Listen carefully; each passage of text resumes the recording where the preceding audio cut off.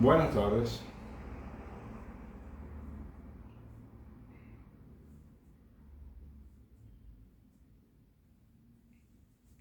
Hoy quisiera continuar con el tema de economía.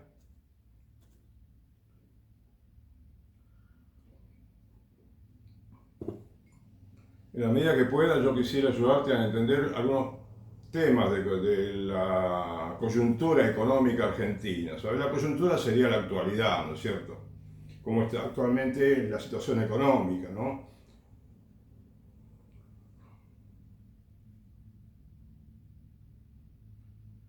Y ojalá que a medida que yo voy aprendiendo te pueda transmitir algo, ¿no? De lo que aprendo, porque yo sigo aprendiendo economía, o sea, no me considero un profesional que conoce bien toda la ciencia macroeconómica, microeconómica, ¿no? Pero, viste, tengo algún conocimiento de la actualidad, de lo cual puedo hablar, de lo que conozco, ¿sabes? De lo que aprendí. Bueno, ahora con internet se aprende mucho también.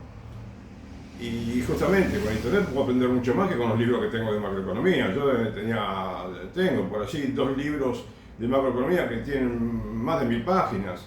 Y sin embargo no me sirven mucho para entender, para entender cómo debe funcionar la economía y cómo deben solucionarse los problemas económicos más comunes, ¿entendés?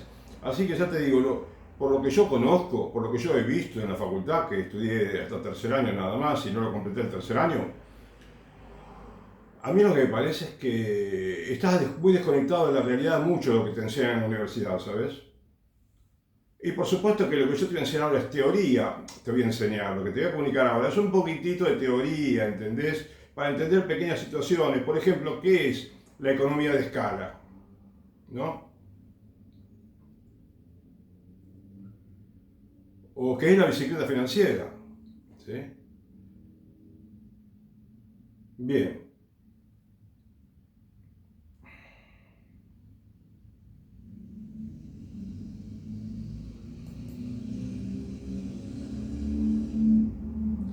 a mí me parece, ¿sabes? Que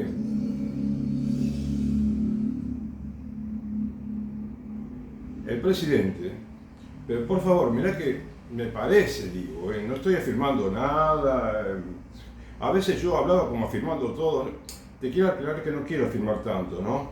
Hay cosas que me parecen evidentes, pero bueno, de todos modos yo no puedo estar seguro de nada.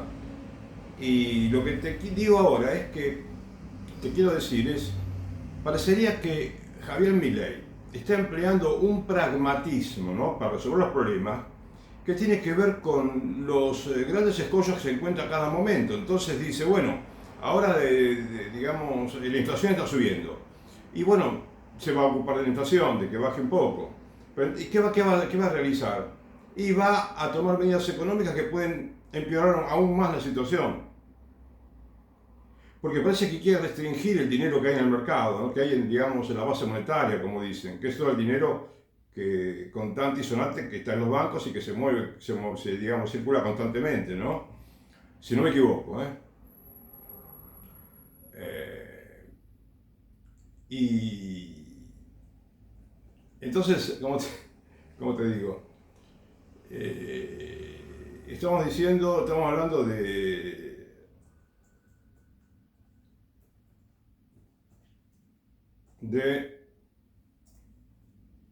la economía de escala, ¿sí?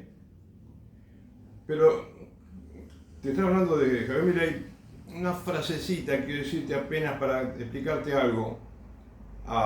Me parece que Javier Milei está queriendo practicar un pragmatismo que está no relacionado con el bien de la economía en general, con la renovación del aparato productivo, ¿no? Con la reactivación de la economía, que está bastante planchada, ¿no? En términos, sí, como te digo, a veces así populares, ¿no? Ah, que está, digamos, parece haber una recesión eh, crónica en Argentina. Digamos que está durando mucho tiempo, ¿no? No de que vaya a durar toda la eternidad, pero pero que continuamente estamos con un poco de recesión, porque se ha descuidado mucho, también en los anteriores, digamos,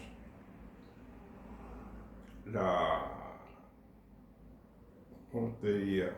La conformación, ¿no? Con medidas económicas y apoyo a los productores de un aparato productivo que funcione de verdad y que produzca, ¿no? Producción, nos falta producir más los sectores desde hace mucho tiempo. Y entonces Javier Milei parece que está queriendo practicar un pragmatismo, pero es un pragmatismo caprichoso, ¿no? Dictado por su ego, aparentemente. Porque no parece que, como otras decisiones que quiere tomar, no estaban decididamente orientadas a favorecer a la reactivación de la producción, las ventas y el consumo.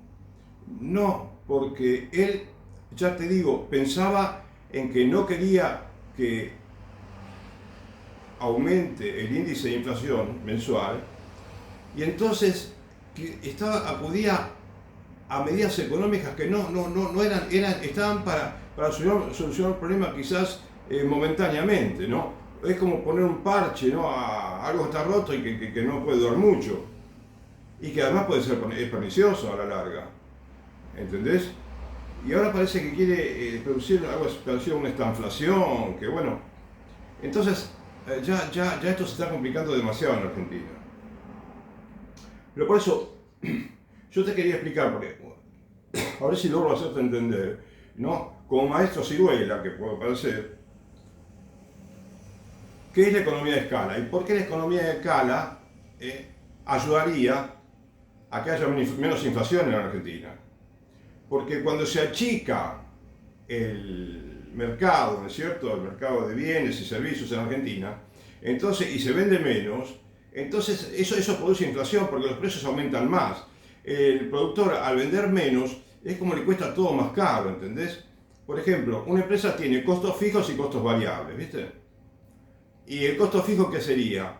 Bueno, todo lo que tiene que gastar en empleados, en maquinaria, cuidar, atención, ¿no? Mantenimiento, los servicios públicos.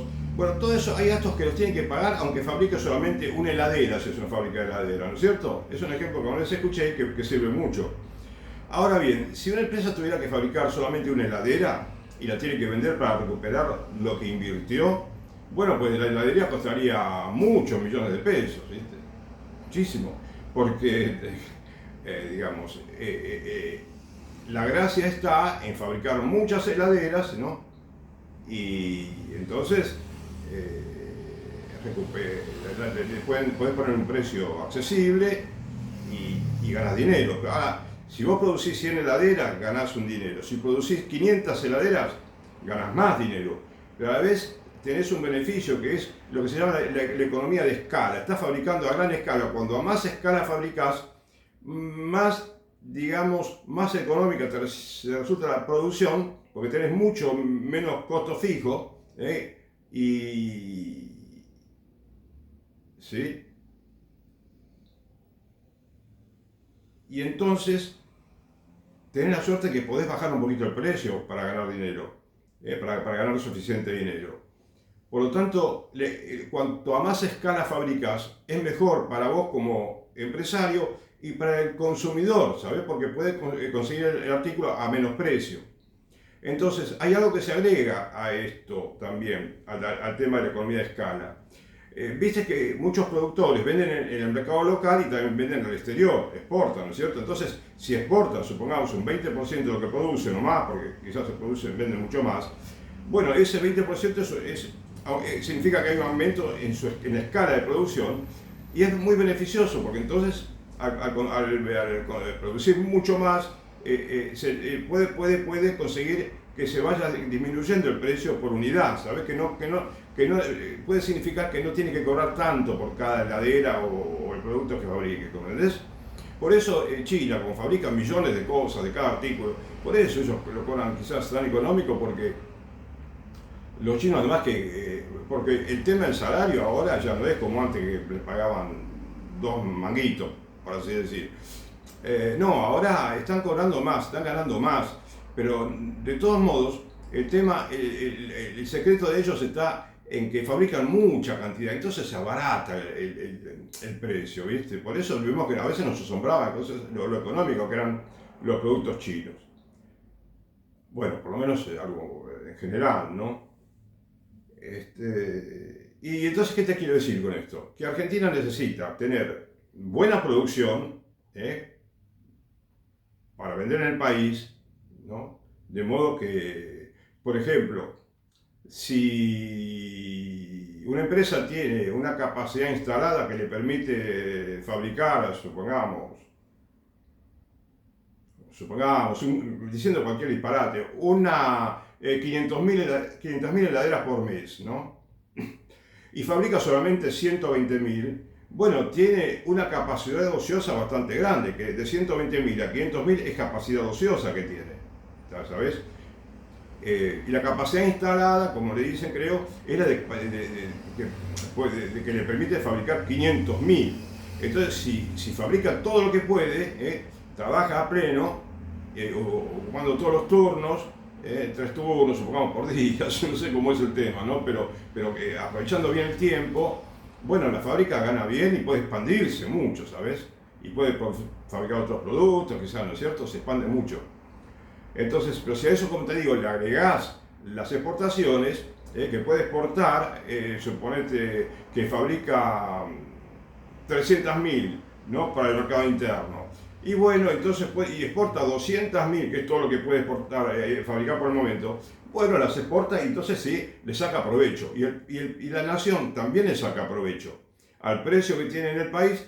Y también le conviene a los compradores de otros países, ¿no? A todo el mundo le conviene cuando la fábrica produce y no te lo cobran tan caro, ¿sabes? Y el señor Milei, ¿viste? Javier Milei, presidente, está impidiendo que se exporte más de lo que podemos exportar a Argentina. Está desanimando a la gente para que produzca y exporte. E inclusive se están desanimando las empresas para producir para el país, ¿entendés? Y cerraron miles y miles de empresas, cada vez son más las que dicen. Y entonces no se puede en un país mantener así. No podemos esperar resultados de una política económica como esta, ¿sabes? Acá dice, la economía de escala impacta positivamente el salario, ¿sí?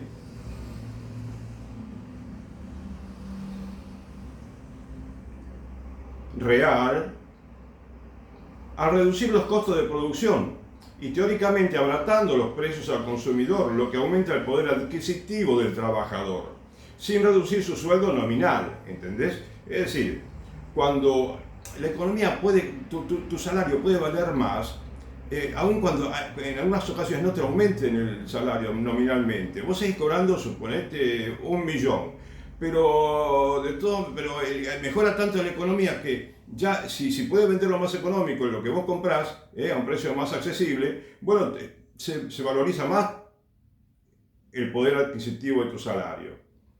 ¿Te das cuenta? Entonces, ahí está un poco el quid, ¿no? En producir. Pero además, fíjate, ¿yo por qué te hablo de producir?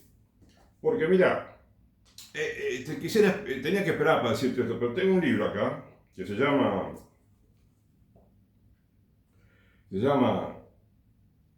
La Revolución Productiva, ¿sí? La Revolución Productiva, ¿sí? Y está escrito por Carlos Menem y Eduardo Duhalde. Esto fue un poco antes, en el año 1889, a principios del año creo que se publicó esto, que fue justamente antes de que asuma él como presidente, ¿no? Como que fue parte de la campaña, ¿no? Revolución Productiva. Y qué lindo que le puso el nombre así, Revolución Productiva, porque acá le da una importancia increíble a la producción. Y hay algunas cuestiones que tengo que aclararte cuando te comento este libro. Una, que Carlos Menem no aplicó las maravillas que hay acá dentro. Este libro me sorprendió. Yo lo tenía guardado en la biblioteca, o sea, de hace 15 años, no sé cuánto más. Lo tenía abandonado en la biblioteca. Porque lo compré en una librería que vende libros usados y viendo todo, ¿viste? Revolviendo. Decía esto, la revolución productiva de... Y digo, bueno, capaz que me sirve, porque me gustaba comprar, también he comprado otros pequeños libritos, ¿no? Antiguos, también inclusive del Partido Justicialista, o de un partido que lo había fundado Gustavo Vélez, hace muchos años, escribió un libro muy grande. Pero bueno, este librito, ya te digo, me parece sensacional.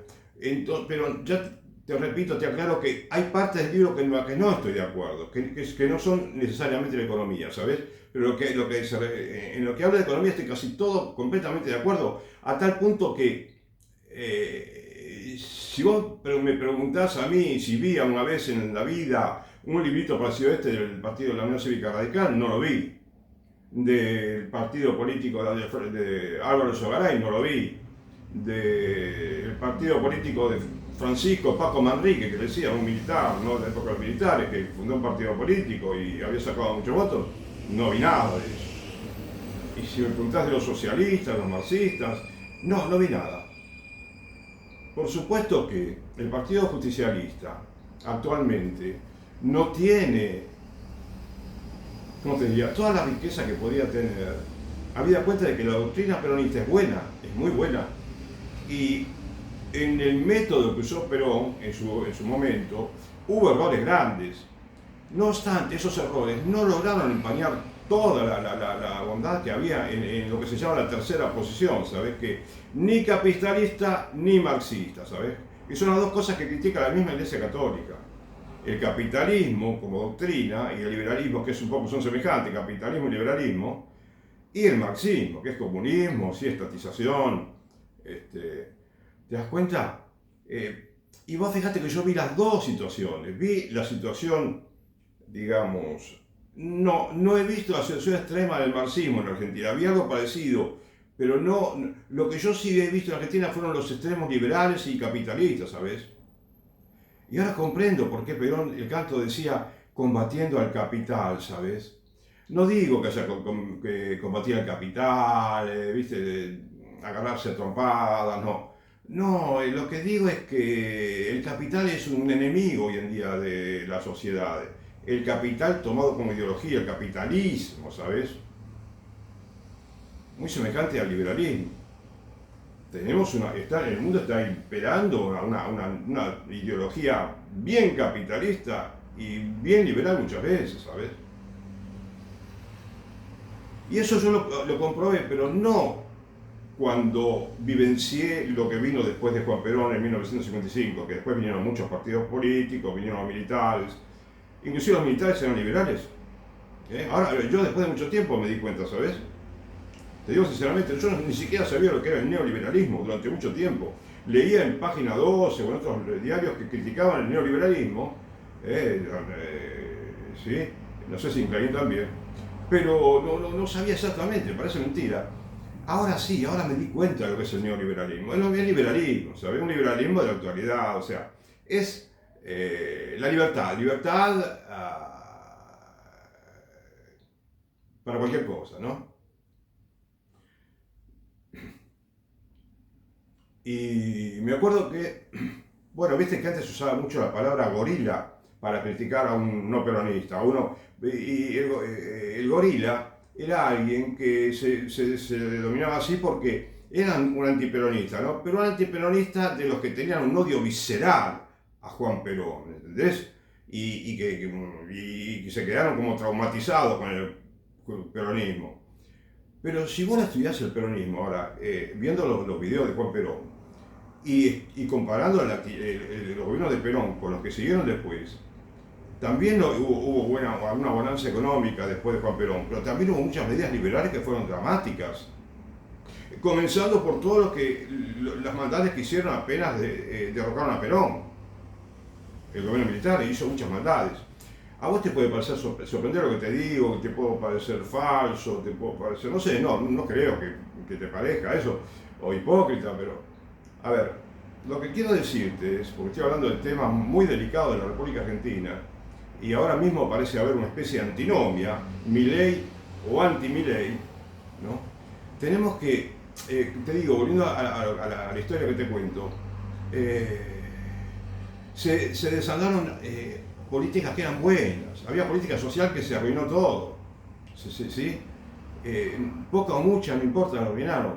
Y después no hubo una especie de política de Estado que dijeron, bueno, ¿no? Como en Perú, que hace muchos años dijeron, bueno, estableceremos política de Estado entre todos los partidos políticos y seguiremos este plan de desarrollo con el tiempo. Y algo lograron, bastante lograron, ¿viste?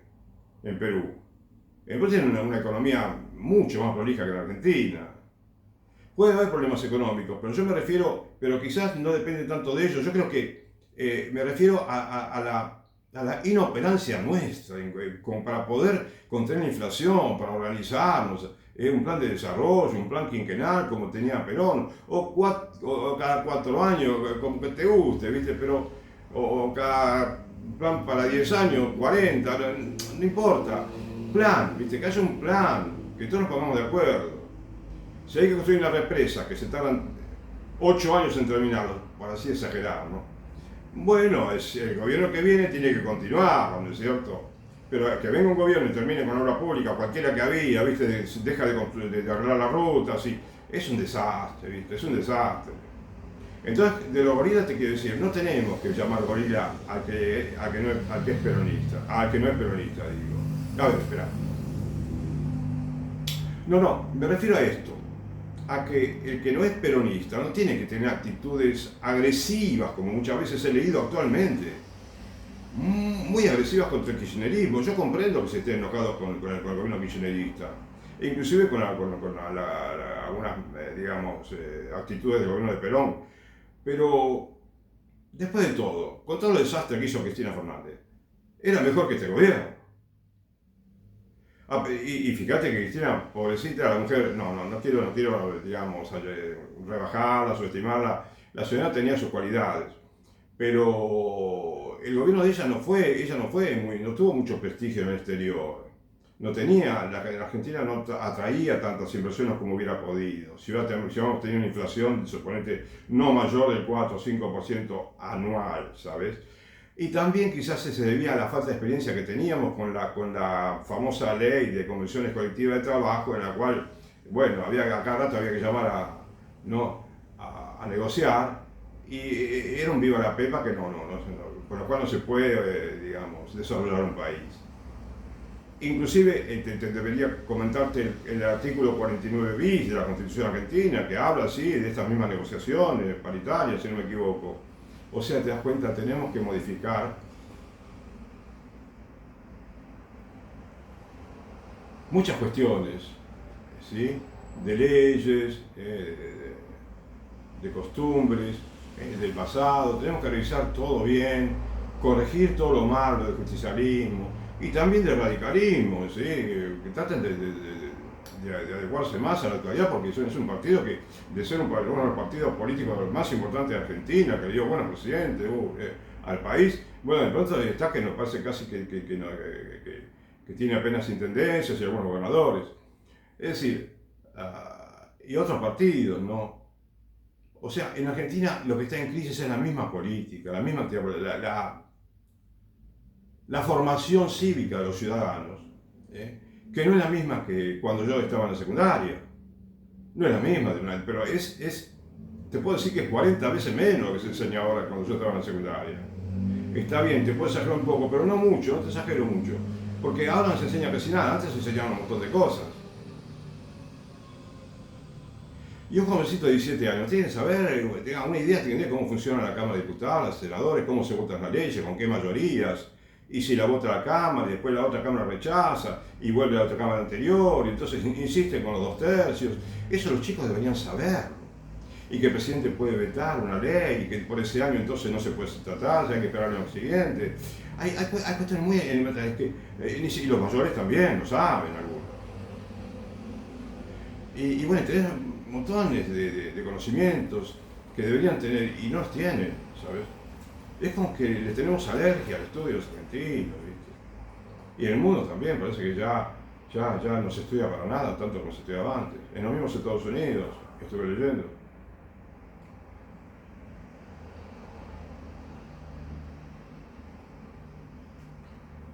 Bueno, y además, fíjate, entonces te dije, te hablé de la economía de escala, ¿sí? Y te hablé de la influencia. ¿Por qué te hablé la convención las negociaciones paritarias, ¿no? Que según hay una ley que hay que realizarlas? Y bueno, que yo dije muchas veces, deróguenla y hagamos con con todos los países que aumentan un poquito el salario mínimo de vez en cuando, o lo de generar los salarios, pero una vez cada un año o cada 2 años, ¿sabes? Y en esos países lo principal es que las empresas mismas negocian con sus empleados, cada empresa con sus empleados, ¿sabes? Cada empresa. Y funciona de maravilla, ¿viste? O sea, el problema no es las negociaciones salariales. Los problemas son otros que son peores, que son infinitamente malos comparados con las negociaciones de salario. No, que no nos damos cuenta. Toda la ideología woke, por ejemplo, tenés que desterrarla del mapa de la política, ¿sabes? Del mapa de la educación, pero totalmente, ¿sabes? Totalmente, la educación sexual. Y ojalá te lo pueda explicar, sí, para que lo entiendas bien. Algo te estoy explicando. Y que vuelva a las mujeres a tener muchos hijos y que haya nodrizas, que son las mujeres que amamantan a los hijos de otras mujeres. O sea, que volvamos a un mundo que hoy mismo nos parece casi de ciencia ficción, pero que durante miles y miles de años fue así. ¿Entendés? Miles y miles de años. Entonces, no estoy pidiendo una revolución progresista, ¿viste? No te estoy ofreciendo un mundo mejor con el woke, porque no puedo ofrecértelo. Es decir, te estás equivocando si pensás que el woke va a producir un bien a la humanidad, sino muchos males. Entonces, ¿qué pasó con la ley de convenciones colectivas de trabajo? ¿Qué pasa en un país si vos tenés que negocian el 30 de abril, o poner el 1 de mayo, es el 2 de mayo, negocian el 2 de mayo, el 2 de junio vuelven a negociar, el 2 de julio vuelven a negociar, el 2 de agosto, 2 de noviembre, y cada aumento aumenta la inflación, y entonces a fin de año tenías 50% como con Macri, el 100% como tuvimos creo que con Alberto Fernández, llegó a tener el 200% de inflación en la República Argentina. Ahora bien, ¿por qué eso es malo también para los salarios y para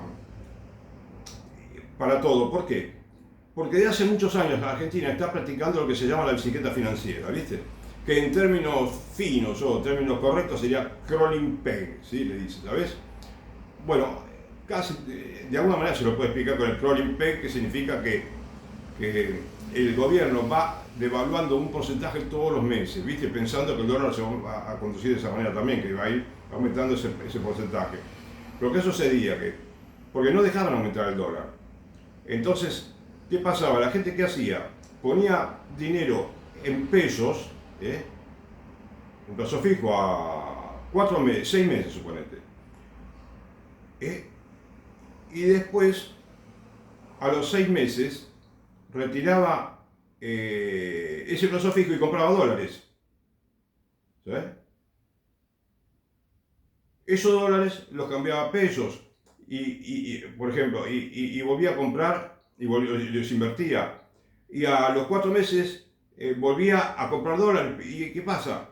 Él tiene muchos dólares más, que si los cambias por pesos, ganaste, y lo traducís a pesos, tenés mucho porcentaje de ganancias, ¿sabes? Porque el dólar, digamos, no iban parejos el aumento del peso y el aumento del dólar. Entonces la diferencia era podía ser de 45% anual. Es decir, eso es una pirueta que hacían, no una pirueta, es una picardía, ¿no? Que se hizo en Argentina durante mucho tiempo, de especular digamos, con el dinero, en lugar de ponerlo a producir, ¿te das cuenta? En lugar de ponerlo a producir.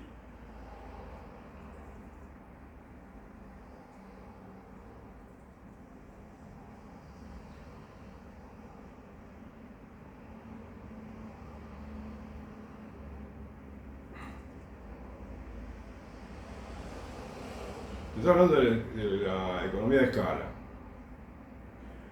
Permite a la empresa ofrecer mejores remuneraciones y contratar talento especializado, fortaleciendo la capacidad de compra del empleado. Entonces, fíjate que el mercado interno se está achicando en la Argentina, está achicándose mucho, se achicó mucho. Entonces, esto produce inflación, justamente, porque es un desorden que, no solamente inflación, digamos, un desmoronamiento de todos los beneficios que puede dar la economía, que dio la economía, que puede producir, ¿no? Y de toda la misma potencialidad que tiene el país. Porque vos le sacás todo al país y no lo dejás crecer, es como un árbol que no deja crecer. O a una planta de maíz que no deja crecer y producir como tiene que producir.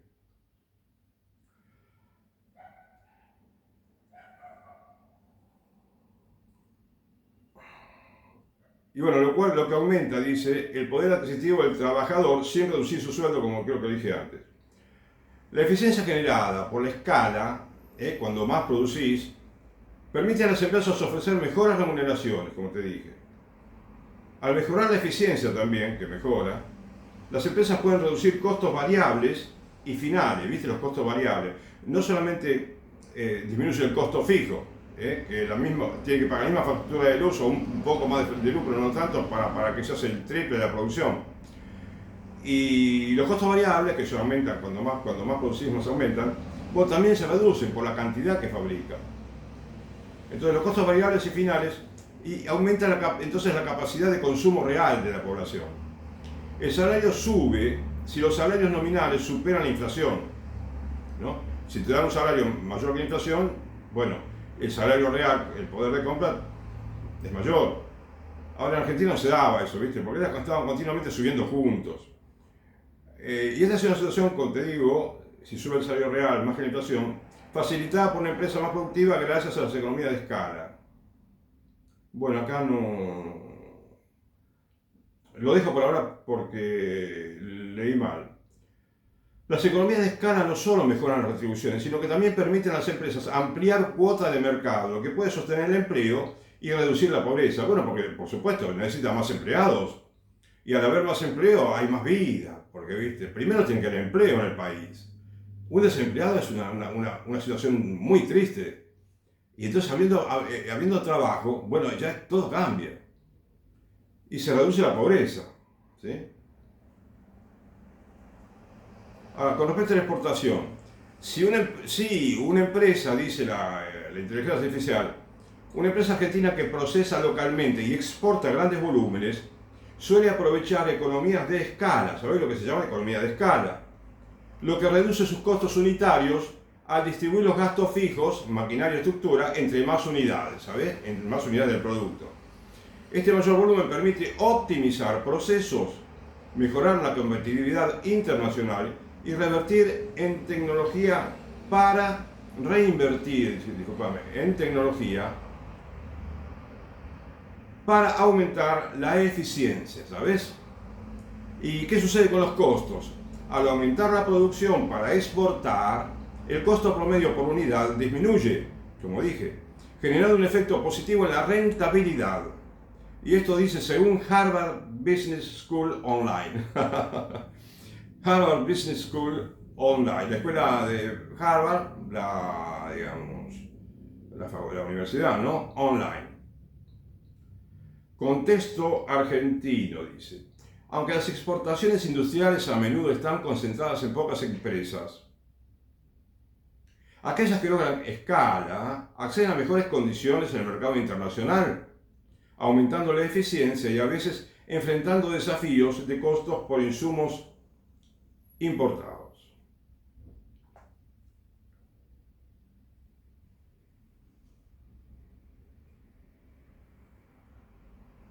Y permite, como dije, mejorar la calidad de los productos y adaptarse más rápidamente a las demandas externas, ¿no? Lo que demanda el exterior.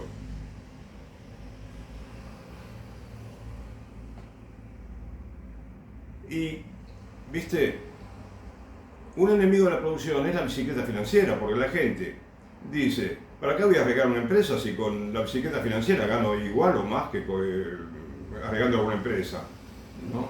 El comercio, lo que hay que invertir. Y eso sucede en Argentina, caramba, y se llevan dinero al exterior, mucha gente ganaba buen dinero. Pero bueno, la bicicleta financiera, ¿qué es lo que la favorece? La inflación, ¿sabes?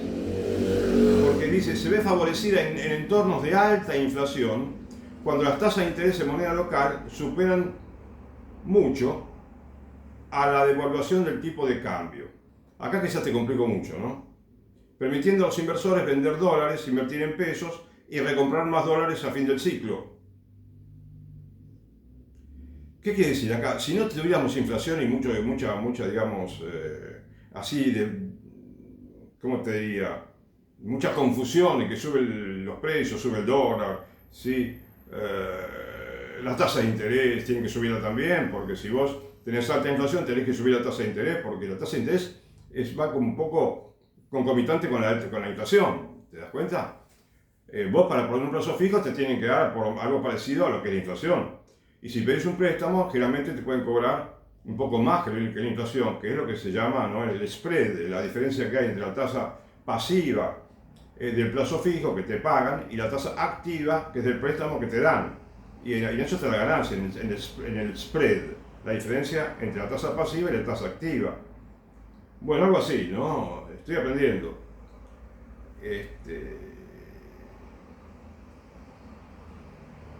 Entonces, aún así, ¿viste? Habiendo inflación, no tiene por qué ser un drama, porque el drama lo producen cuando crean bandas de techo y de piso para el dólar. Entonces al dólar no lo dejan moverse libremente, y ahí es cuando se favorece la bicicleta financiera o el Colipec, porque se produce eso de que pueden invertir en pesos y después comprar dólares, invierten en pesos, compran dólares, y se hace una ponchada de dólares y ganan un interés alto en dólares. Por lo tanto, ¿cómo te puedo decir? Eso hay que evitarlo, pero una manera de evitarlo es que no te pongan las bandas, que dejen el dólar subir. Si el dólar sube, es difícil que haya bicicleta financiera, porque no vas a tener tanta diferencia entre el peso y dólar, ¿entendés? En cierta manera, la bicicleta se produce cuando hay diferencia entre el peso y el dólar. Uno va más rápido que el otro, el precio, suponete, se devalúa más. ¿Te das cuenta? Entonces, pero de todos modos, favoreciendo la producción, e inclusive a mí se me ocurre, no entiendo nada, pero se me ocurre a mí, intuyo, que si le dan una tasa subsidiada al productor, aunque sea un poco, con el Banco Nación, supongamos, o un banco dedicado ad hoc, no sé cómo lo dicen en latín, un banco que esté banco de desarrollo, supongamos, para ayudar a las empresas, y que no por eso tenga que perder dinero, ¿no? ¿Entendés? Estaría buenísimo. Entonces, quizás una pequeña ayuda que da el productor, subsidiando un poquito la tasa de interés, y bueno, se reactiva todo mucho más rápido. De todas maneras, el asunto, ya te digo, acordate lo que yo te decía, el granito de mostaza, que vos la sembrás y de a poquito empieza a crecer. Al principio, como una enfermedad, muchas veces enfermedades, no se curan a grandes tramos, se curan de a poquito, pero la curación es real, es verdadera y es buenísima, ¿entendés? Y después cuando vos podés apretar el acelerador, sí lo apretás, ahí empezás, ¿viste? Ahí digamos, a medida que puedas. ¿Te das cuenta? Argentina tiene mucho potencial, por tanto no hay que esperar mucho con Argentina. No, la Argentina no es, ¿cómo te digo? No crece como la semilla de un ombú o uno de esos grandes árboles que tenés que esperar años y años. Argentina inmediatamente se levanta, inmediatamente crece, ¿sabes? No hay ninguna duda, no te quepan dudas. Y entonces, en un contexto de tasa de interés alta y el tipo de cambio que se mantiene estable, como en Argentina, que no lo dejan subir, ¿no? Porque cuando la gente quería comprar para que suba, el gobierno, digamos, vendía. Bueno, el asunto, ¿entendés? El gobierno impedía que el dólar se valorice como tiene que valorizarse, ¿viste? De acuerdo con las reglas del mercado, ¿sí? Entonces el gobierno hacía compras o ventas según lo que le convenía, y gastó muchas reservas, mucho dinero que podía tener en las reservas, y lo usó para vender dólares para que el dólar no suba, lo cual es al revés, totalmente contrario al mismo sentido común, parecería. Me parece a mí, esto lo puedo equivocar. Entonces, acá dice que la estrategia de la bicicleta financiera generó rentabilidades en dólares superiores al 45% en menos de un año debido a la apreciación del peso frente al dólar. Esto es escandaloso al máximo. ¿Cómo vas a ganar 45%? Vos ponés $1000 y tenés $450 de ganancia en menos de un año. ¿Escuchaste bien? Si invertís $100.000, en menos de un año ganás $45.000 invirtiendo 100.000 en menos de un año. Eso es una locura total. ¿Entendés? Y por supuesto, los riesgos, dice puede generar esto del crawling peg, la bicicleta financiera, puede generar desequilibrios macroeconómicos, deuda pacificar y crisis cambiarias y la confianza se rompe. Se desordena todo, ¿sabes? Se desordena todo. Y vos fijate que yo me fijé, por ejemplo, si Brasil tiene un mercado paralelo con nosotros, de 20 tipos de dólar. No, para nada. Brasil tiene un mercado de dólar paralelo o negro, institucionalizado o significativo como ocurre en algunos países de la región. Pero sabes que hay una pequeñísima diferencia, ¿eh? No es el dólar paralelo como el nuestro, que puede haber 50% de diferencia, 25, 15 siquiera. Acá dice, poseen un régimen cambiario de libre flotación, o sea, libre totalmente, como muchos países, donde el valor del dólar se determina por la oferta y la demanda. Así de sencillo. Por no nosotros respetar la oferta y la demanda, hicimos todo este pelote de crawling peg, bicicleta financiera, y muchos se enriquecieron y el país no produjo nada, ¿verdad? De lo que tenían que producir, de lo mucho que pudo producir. Entonces, aunque se escuchan términos como dólar comercial, transacciones grandes y dólar turístico, en Brasil tengo entendido, ambos son mercados legales y libres. O sea, los dólares distintos, sin un mercado paralelo, ilegal o blue. Ahí no hay mercado paralelo, blue, ilegal, no hay en Brasil. Y acá dice las variaciones entre cotizaciones, en esas que yo te dije que son paralelos, pero que no es como en Argentina, son pequeñísimas, ¿sabes? Son menores y se deben a costos de operación, turismo o al tipo de billete. ¿Entendés? Pero nada más. Después es casi el mismo para todo. El real brasileño flota libremente frente al dólar, lo que permite que el mercado lo ajuste el precio diariamente. Eso es lo más lógico y natural del mundo. Y como te dije, las negociaciones salariales frecuentes, paritarias, propician significativamente el crawling peg o la bicicleta financiera. Porque si lo pensás, vas a ver, como viste, produce mucha inflación, 100% en un año, 50%, con Macri llegamos a 50%, con Alberto llegamos al 100% y creo que terminó con 200, no sé, en algún momento. O sea, ¿cómo no haber desastre financiero de esa manera? Porque también están los mismos gobernantes que pueden querer especular con eso, ¿viste? Ahí están, o sea, es una inmoralidad inclusive que haya tanta, digamos, especulación financiera, ¿viste? Y este sistema de la bicicleta ha sido utilizado en varias etapas de la economía argentina, ¿sabes? Muchas etapas. Y a la bicicleta financiera le dicen también carry trade, ¿sabes? Carry trade.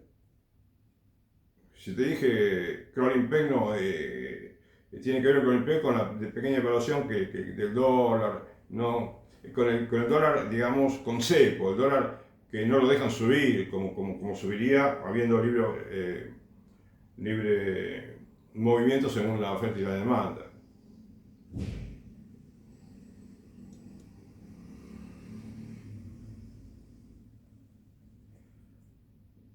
Ahora, viste, vos te podés preguntar entonces, ¿cómo hacemos para no tener bicicleta financiera?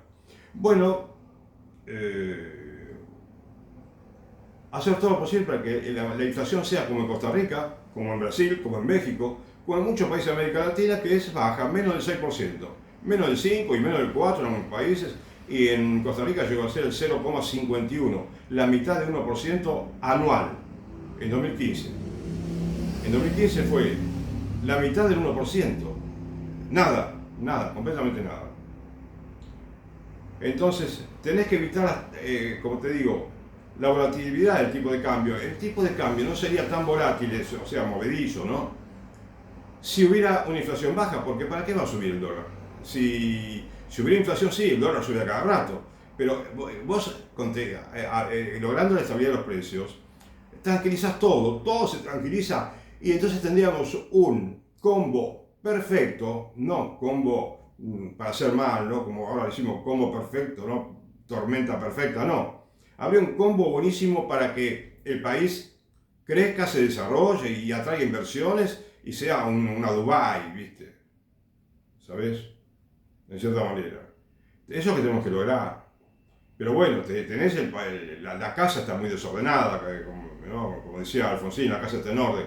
Actualmente, digamos, la economía está muy desordenada. Tenés que poner orden, tenés que empezar a producir una vez que tenés el aparato productivo andando, con intereses razonables para los préstamos, con razonables tasas de servicios públicos, lo normal, ¿entendés? Lo normal. Y el país progresa, como te digo, a todo vapor,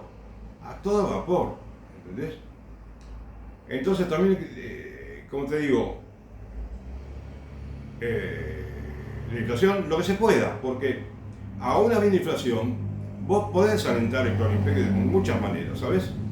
Y el carry trade, que es la bicicleta financiera, sí, se puede alentar, pero digamos, lo importante es que el país cada día produzca más y que vayamos adquiriendo la cultura de la producción, ¿sabes? La cultura del esfuerzo, la cultura de la pasión por la producción, ¿sabes? Pues también hay que tener un poquito de pasión, más que interés. Y también, para que no se produzca eso de bicicleta, controlar las tasas de interés, que las tasas de interés no se disparan. Primero no subirlas a propósito, como un gobernante puede hacerlo, ¿viste? ¿No? Siendo muy imprudente. Y,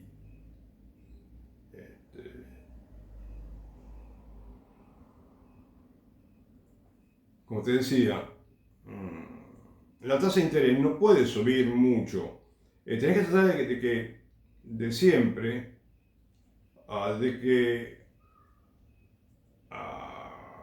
de ser prudente con todo, ¿no? Con la tasa de interés, con las tarifas de servicios públicos, con los aumentos de salarios inclusive. Pero ves, por ejemplo, en Argentina, ahora, para mí, yo creo que ya vengo pensando, y ya te lo dije de alguna manera, en Argentina ya falta un aumento de salario.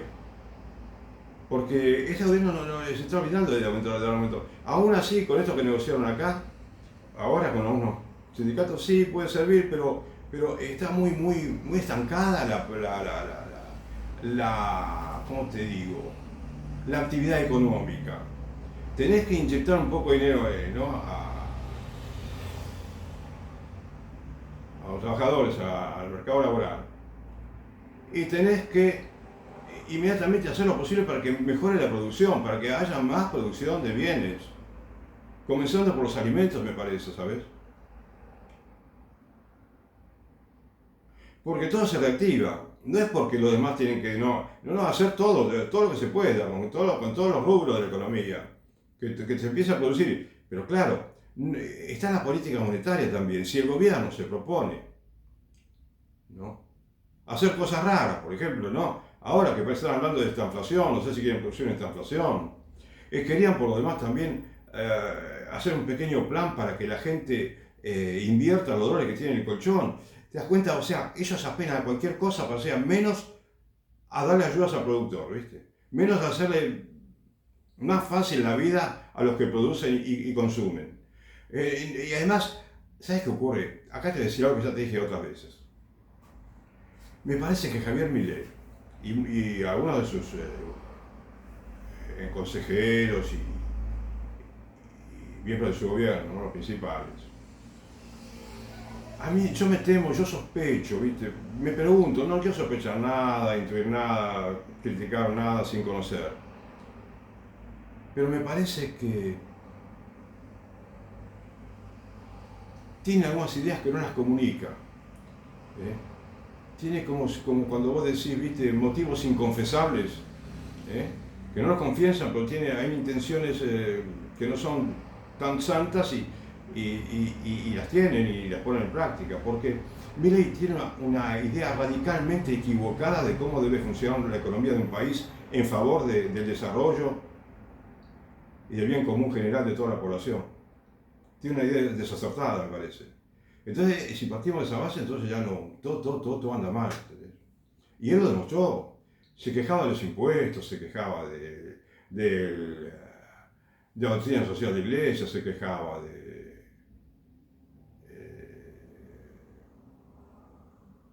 mejor dicho, hablaba a favor del ajuste, y el ajuste más grande de la historia voy a hacer. Digamos, no tenía filtro para hablar y para las medidas que tomaba. Entonces, por ello yo creo que tenemos que estudiar estas pequeñas nociones, los que no somos economistas de profesión, ¿no? Y que nos dedicamos a esto, para que no nos engañen, ¿entendés? Para que no nos engañen.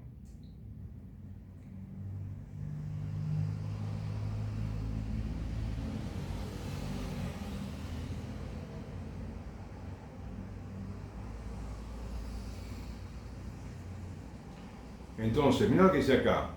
Expansiones de la oferta de base monetaria sin contrapartida de mayor demanda puede generar dificultades adicionales para lograr reducir la inflación, ¿entendés? Por ejemplo. Y, a ver, esto quizás no te lo puedo explicar todavía, espera. Yo vi un artículo, ¿sabes? En Infobae,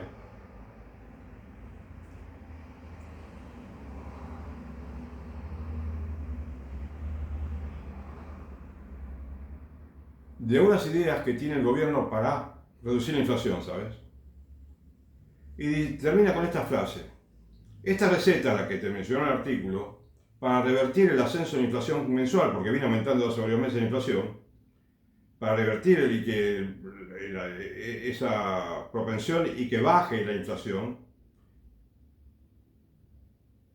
dice, aunque pueda complicar otro objetivo por ahora postergado, es decir, podría revertir, ¿sí?, el ascenso de la inflación, pero también puede complicar otro objetivo que está por ahora postergado de hace mucho tiempo, reactivar el nivel de actividad económica, ¿sabes?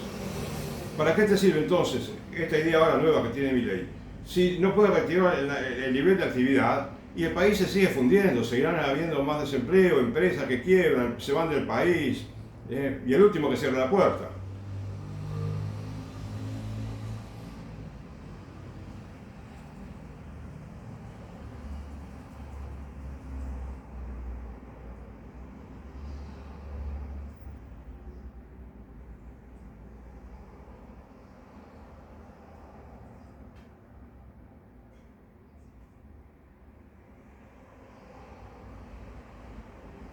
El gobierno quiere crear un proceso de desinflación, ¿sabes? Que según él tendría que ser entre un 1%, inferior al 1%, inferior. Ahora, ¿te das cuenta de que dónde puede sacar un presidente que tiene que ser, porque se le ocurre, inferior al 1%? Lo que tenés que lograr es bajar un poquito, cada mes. No podés hablar, sí, dentro de 4 años vamos a ser mejor exportador de automóviles del mundo. No podemos decir nada, ni siquiera por un mes. Hagamos lo que tenemos que hacer hoy, cada día, ¿viste?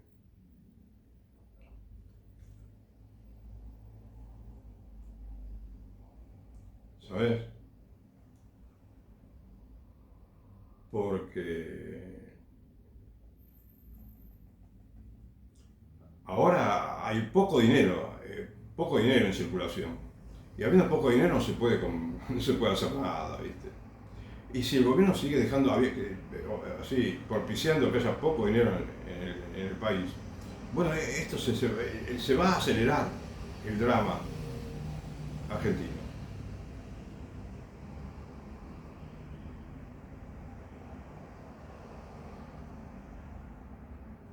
Por eso es desopilante decir, mira lo que dice, el presidente, la tasa de inflación mensual debería ser en agosto inferior al 1%. Pero supongamos que la consiga al 1%. Pero que te puede pasar lo que te dije al final del artículo, que dice que bueno, pero para eso vos dejaste en la calle a 400.000 empresas, ¿y para qué te sirve? ¿Viste? No, tenés que ver los dos aspectos, ¿no? O sea, a la fuerza vos podés obligar al país a tener cero inflación si querés, pero no se trata de eso, ¿no? Se trata de que el país, de que la gente pueda comprar leche, arroz, aceite, fruta, verdura, vestimenta, ¿no? Que va a pagar los servicios públicos. En Argentina siempre se pudo, las tarifas siempre fueron baratas, la frutería siempre pudimos, últimamente, los últimos años, en la época de la convertibilidad, comprábamos de todo. La gente, te repito, llenaba 2 carritos en el supermercado muchas veces. ¿Sabes?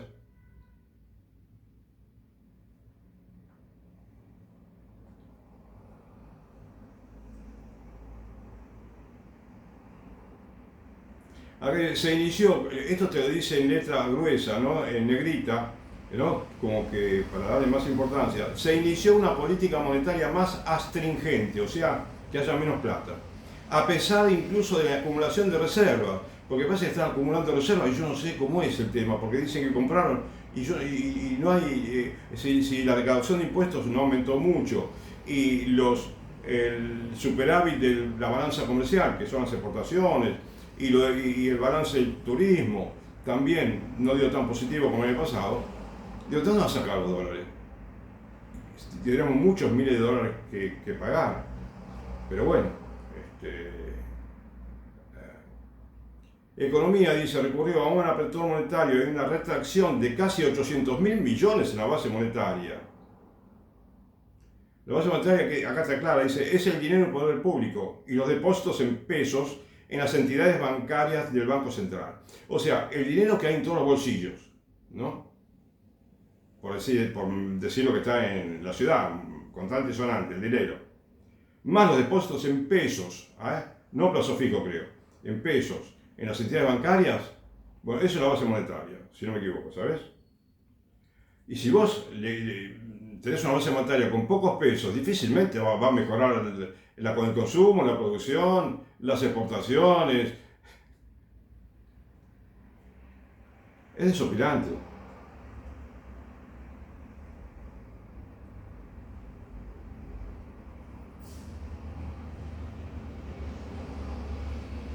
Bueno.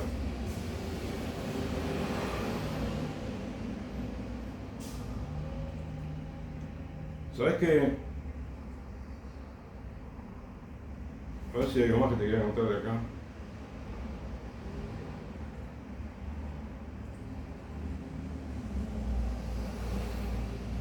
Ajá.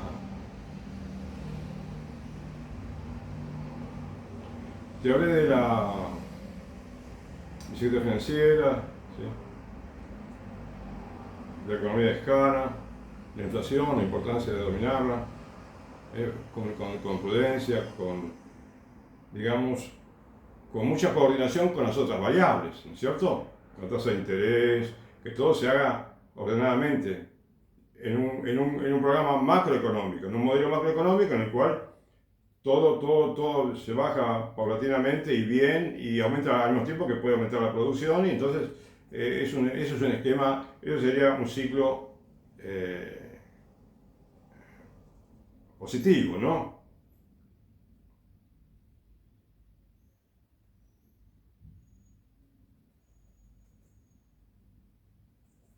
Las medidas para que no aumente, para que no exista la bicicleta financiera, ¿no? Dice, por ejemplo, evitar devaluaciones bruscas e inesperadas que provoquen pánico y la salida rápida de capitales. ¿Te acordás que en diciembre del año 24, Javier Milei devaluó, creo que dijeron 118%? Y que provocan pánico y la salida rápida de capitales.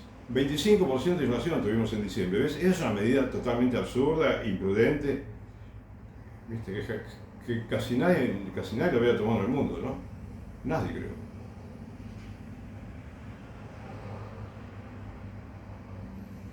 Yo te quería comenzar, quizás, si puedo, un minuto, lo que existía hace muchos siglos, el siglo V y VI antes de Cristo, que a veces lo escuché en alguna clase de la secundaria, no sé en qué materia, o no sé en dónde, que existían los sofistas, era la época de los filósofos, era el apogeo de los filósofos, grandes filósofos, Platón, Aristóteles, ¿no? Y otros muchos más. Y era un momento en que la democracia estaba de moda en Grecia, era un ejemplo de gobierno democrático. No leí mucho, te digo, me pongo a leer. Pero sé que ya me habían comentado que existían los sofistas. Estaban los filósofos y estaban los sofistas. El sofista era una especie de maestro retórico, ¿no? Que, digamos, que había dos versiones, ¿no?, de estos sofistas. Unas que podían ser, alguna vez llegaron a ser un buen maestro, quizás de retórica, ¿no? De,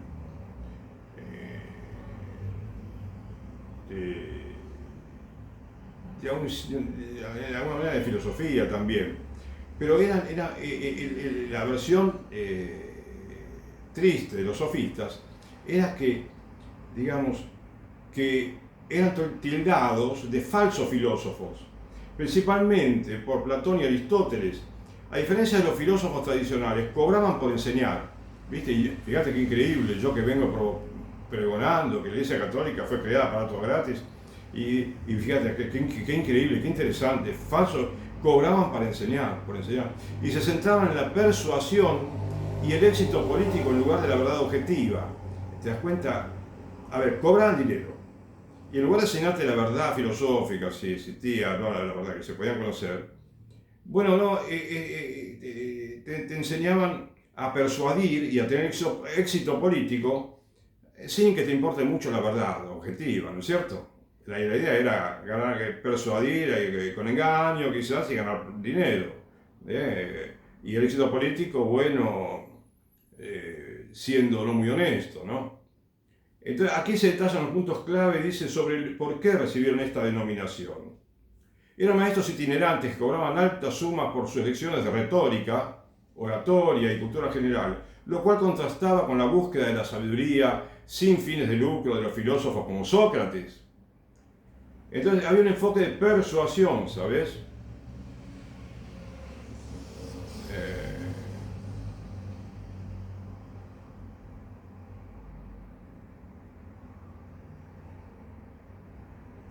Y, como te decía, y entonces, ¿qué pasa? Que llegaban a aparecer, digamos, farsantes, ¿no? Mentirosos, embusteros, que hay sinónimo de mentiroso, embustero, y otros adjetivos.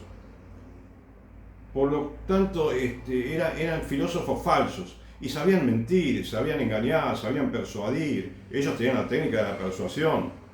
Y entonces, eso es lo que pasa con algunos filósofos de ahora, con algunos políticos de ahora, ¿entendés? Y es peligroso el tema, ¿viste? Es peligroso porque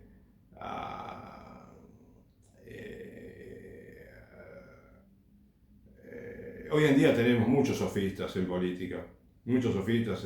Inclusive en la religión tenemos poderes sofistas, ¿viste? Lamentablemente. Y tenemos que tener cuidado, ¿sabes? De no dejarnos engañar por los políticos. Aun cuando nos parezca que son buena gente, que podemos esperar resultados, no es tan sencillo, ¿viste? No es tan sencillo.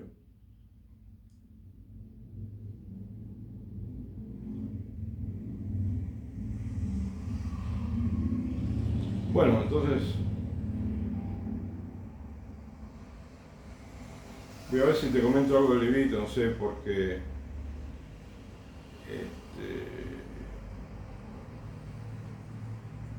mira una cosita más nada más. Y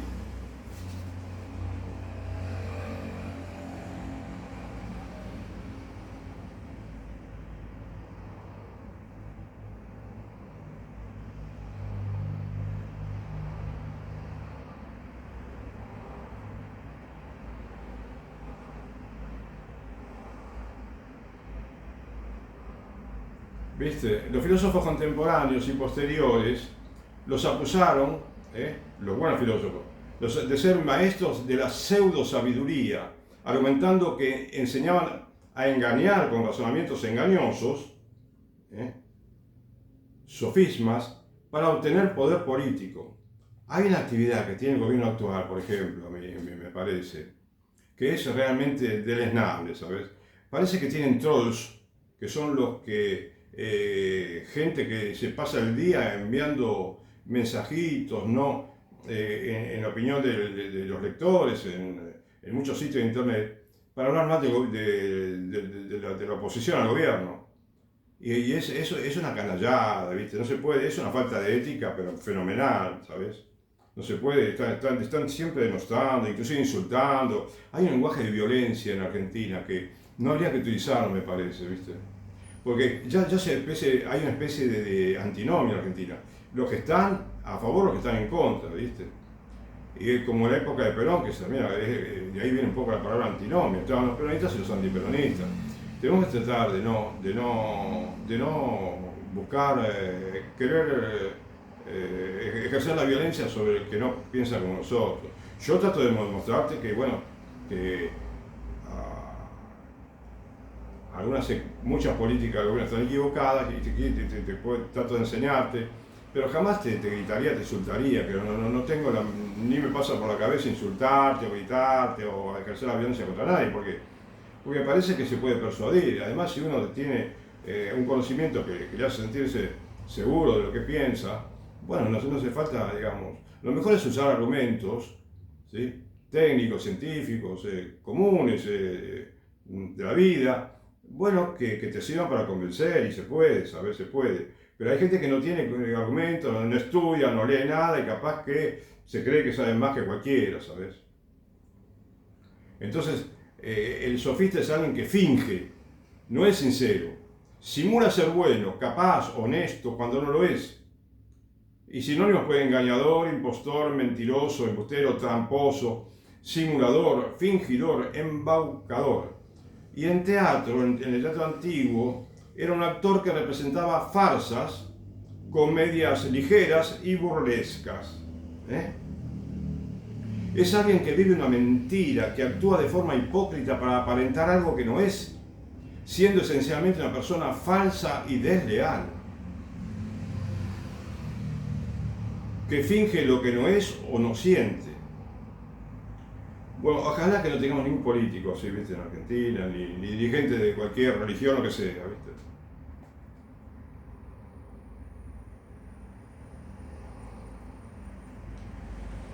Bueno, y entonces, mira, es increíble este libro.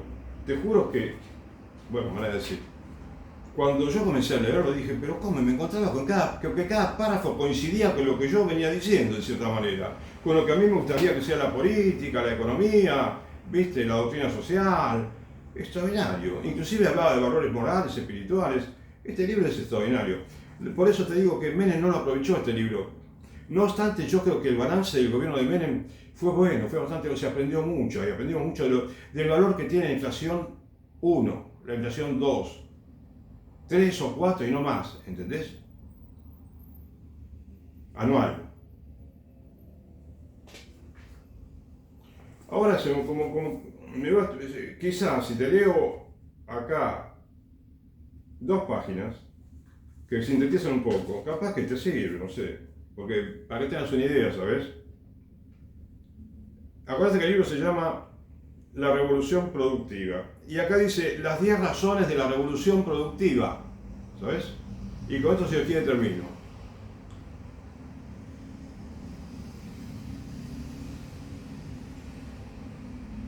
La revolución productiva significa crecimiento económico y justicia social.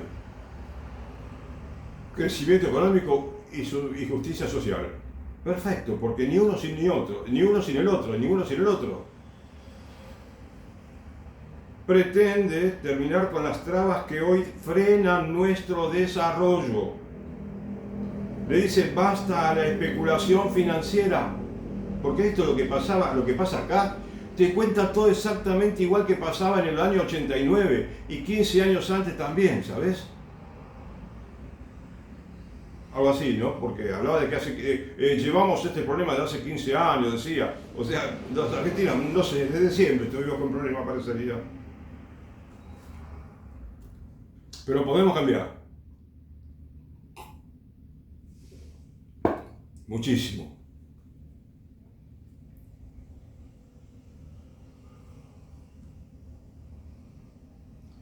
El exagerado centralismo, la injusta distribución del ingreso, el achicamiento de la producción y la falta de premios para el esfuerzo nacional. 2. Todos los caminos de la revolución productiva conducen al trabajo. El derecho social número 1 de los argentinos es el derecho a la ocupación digna.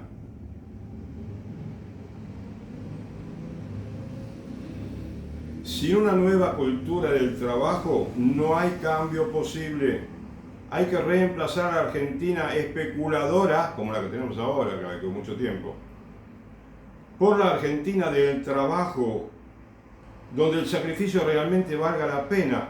Gobernar es dar trabajo, y dar trabajo es la revolución productiva. En la Argentina nueva, todos necesitamos de todos. Si no tenemos unidad nacional, no hay revolución productiva. Si no hay acuerdo social, no hay paz duradera. Si no tenemos reglas confiables, no hay desarrollo. Debemos cambiar al país, ¿sí?, de la selva por el país de la solidaridad. Porque el diálogo es el arte de los pueblos libres. Vos sabés que en Argentina, viste, como te dije, la violencia verbal, los trolls que insultan, malas palabras, pero malas, muy malas, e insultos terribles. Eso no, terminemos con eso. Porque en Argentina parece que hay impunidad para todo hoy en día. Es decir, por ejemplo, un automovilista, si tiene 200 multas, bueno, no pasa nada, porque si las tiene que pagar y paga todo, le ahorran, le descuentan el 50%. Entonces el hombre quedó impune del 50% de las multas que cometió. Y capaz que manejaba como un animal y puso en peligro muchas almas, muchas personas, y bueno, y no pasa nada. Por supuesto que hay buenos conductores, hay buenos automovilistas, hay muchos que conducen muy bien, pero hay otros que son un poquito animales, o bastante, ¿viste? Lamentablemente.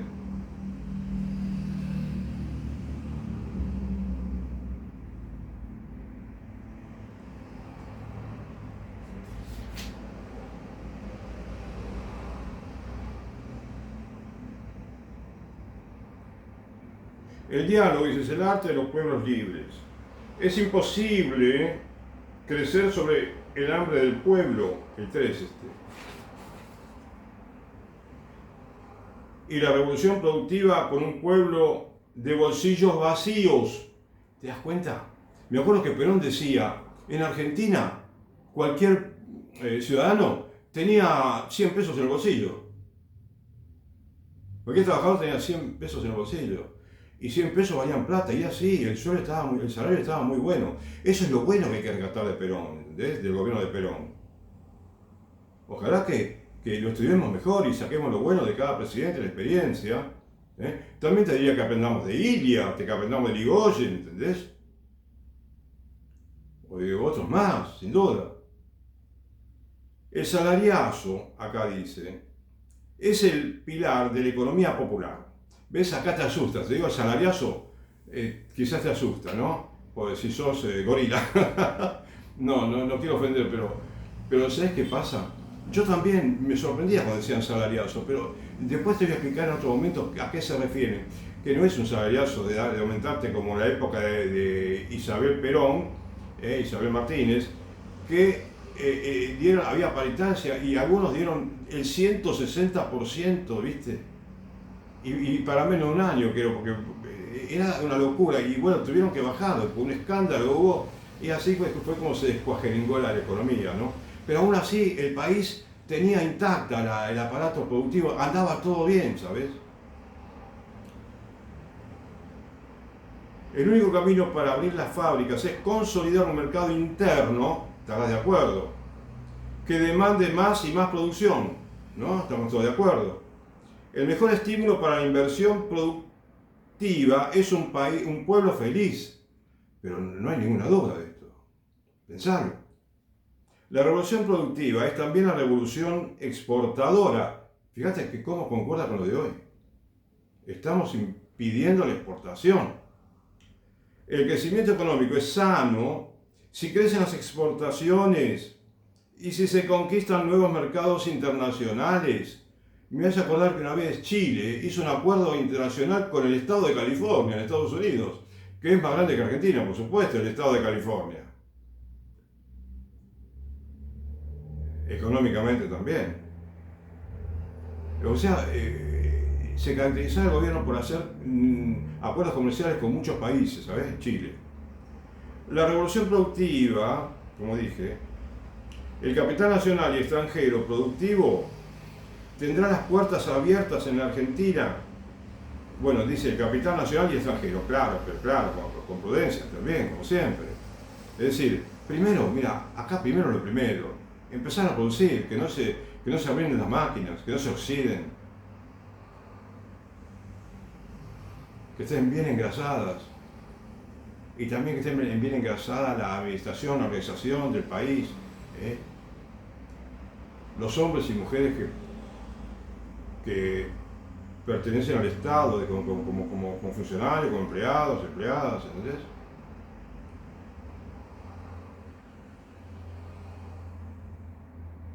En la Argentina rumbo al siglo XXI, porque estamos en 1989 acá, no hay fronteras ideológicas. O sea, bueno, claro, que se referirá que, bueno, el que tiene una buena idea, no importa que si es comunista, marxista, liberal o católico,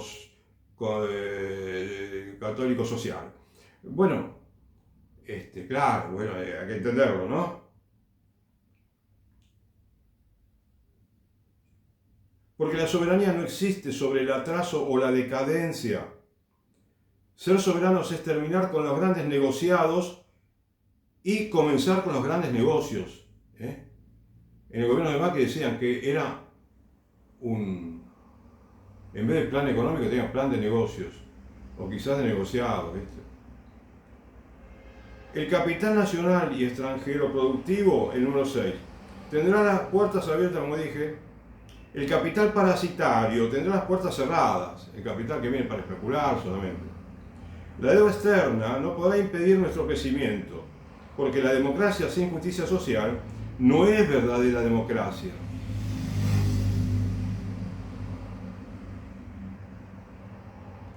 La independencia económica no es un eslogan caprichoso, es una necesidad práctica e impostergable, porque igual es que le puede convenir a los acreedores, ¿sabes? Que tengamos independencia, que podamos crecer mucho, muchísimo, y entonces sí le podemos pagar. Primero crecer mucho, ¿viste? Y consumir bien.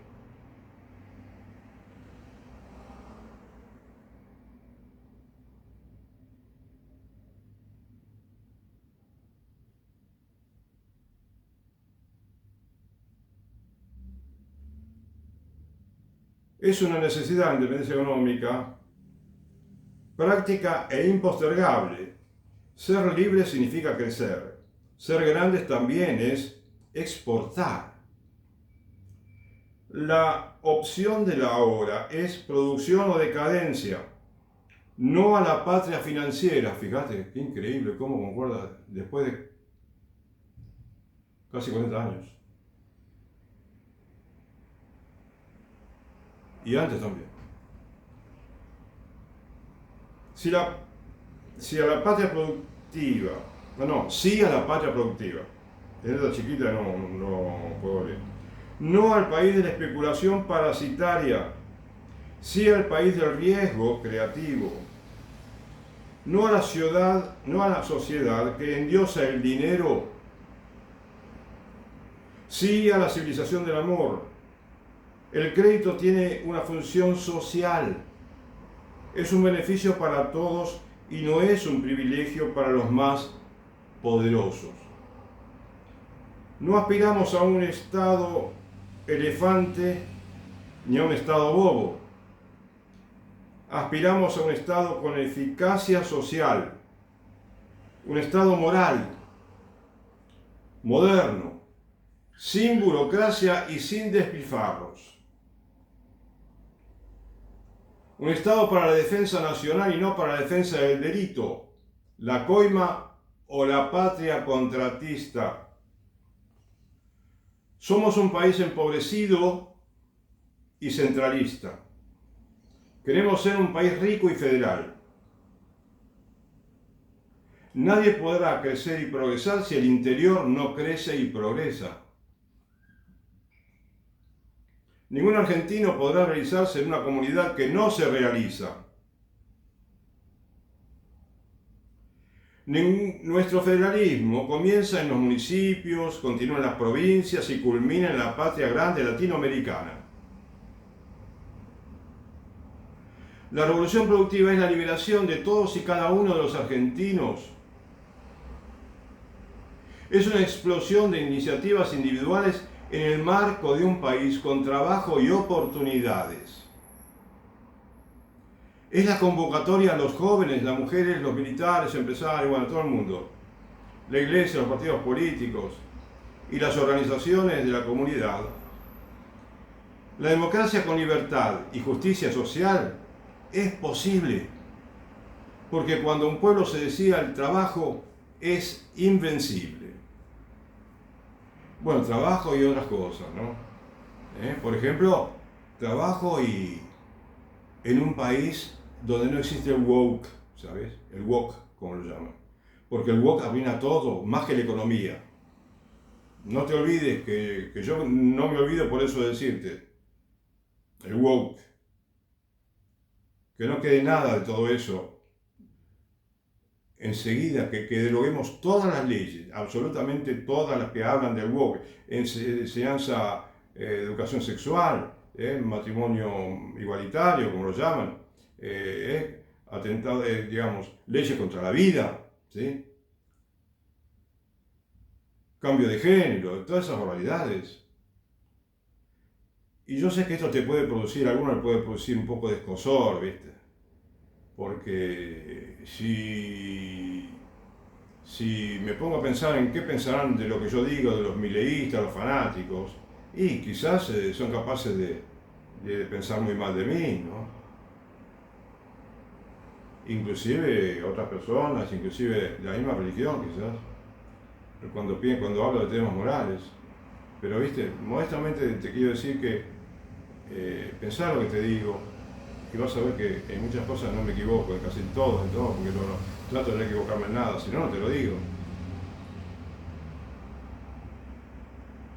Y buscar la manera, si podés, tratá de leer un poquito, de buscar información buena. Bueno, gracias por todo y que Dios te bendiga.